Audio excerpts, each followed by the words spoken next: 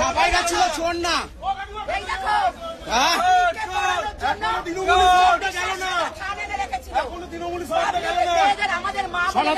সনাতনী মা বন্ধের জন্য এরা রেডি করে রেখেছিল ভোটের আগে।